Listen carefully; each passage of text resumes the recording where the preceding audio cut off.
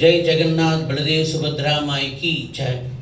Hare Krishna moment Visakhapatnam ఆధ్వర్యంలో శ్రీ జగన్నాథ్ బహుళ రథయాత్ర ఉత్సవాన్ని మనం జూలై 24 అనగా శుక్రవారం సాయంత్రం 4:30 గంటలకి శ్రీ వైభవ వెంకటేశ్వర స్వామి మందిరం నుంచి ప్రారంభమయ్యి మన అయ్యప్ప నగర్ 1080 పార్క్ అలాగే మురళీ నగర్ మెయిన్ రోడ్తో మనకి కళింగ నగర్ ఈస్ట్ పార్క్ దగ్గర ఈ కార్యక్రమం ముగుస్తుంది.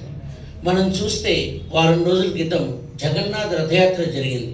అంటే దీని అర్థం ఏంటంటే భగవంతుణ్ణి ద్వారక నుంచి భక్తులు బృందావనానికి తీసుకెళ్లేదాన్ని రథయాత్ర అంటారు. ఈ బహుళ అంటే ఒరిస్సాలో రిటర్న్ అనమాట, అంటే వెనక్కి తిరిగి తీసుకొచ్చారు. సో స్వామి తన యొక్క ఒరిజినల్ మందిరం నుంచి గుండీచా టెంపుల్కి వెళ్ళిపోయారు, అంటే బృందావనం వెళ్ళిపోయారు. దీన్ని రథయాత్ర అంటారు. మళ్ళీ బృందావనం నుంచి భక్తులు తిరిగి స్వామిని ద్వారకాకి తీసుకెళ్లేదాన్ని బహుళ రథయాత్ర అంటారు. ఈ బహుళ రథయాత్ర జగన్నాథ్పురిలో 24వ తారీఖు చేసుకుంటున్నారు. అదే సంప్రదాయంలో హరే కృష్ణ మూమెంట్ విశాఖపట్నం వారు జూలై 24వ తారీఖున సాయంత్రం 4:30 గంటలకి మన వైభవ వెంకటేశ్వర స్వామి మందిరం నుంచి స్టార్ట్ చేసి ఈస్ట్ పార్క్ దగ్గర ఈ యొక్క కార్యక్రమాన్ని ముగిస్తున్నామండి. సో మార్గ మధ్యన మనం చూసుకుంటే అనేక మంది భక్తులు నృత్య ప్రదర్శనలు చేస్తుంటారు, కోలాట ప్రదర్శనలు, తర్వాత చివరిలో మనకి సాంస్కృతిక కార్యక్రమాలు, మహాప్రసాద విత్తనం ఉంటుందన్నమాట. సో శాస్త్రం చెప్పినట్టుగా రథేచ వామనం దృష్ట్యా పునర్జన్మ న విద్యతే.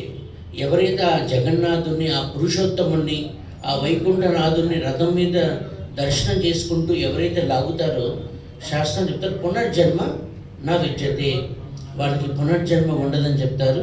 సో ఆ అవకాశాన్ని విశాఖపట్నం వాస్తవులు అందరికీ కలిగించాలన్న సుదుద్దేశంతో హరే కృష్ణ మూమెంట్ వారు ఈ బహుళ రథయాత్ర కూడా తలపెట్టడం జరిగింది. కాబట్టి ప్రింట్ అండ్ ఎలక్ట్రానిక్ మీడియా ద్వారా మేము విశాఖపట్నం వాసులు తెలియజేసుకున్నాం. జూలై 24వ తారీఖు సాయంత్రం 4:30 గంటలకి వైభవ వెంకటేశ్వర స్వామి మందిరానికి వచ్చి ఈ రథయాత్రలో పాల్గొని స్వామివారి గొప్ప పాత్రలు కావాల్సిందిగా తెలియజేసుకున్నాను. Thank you.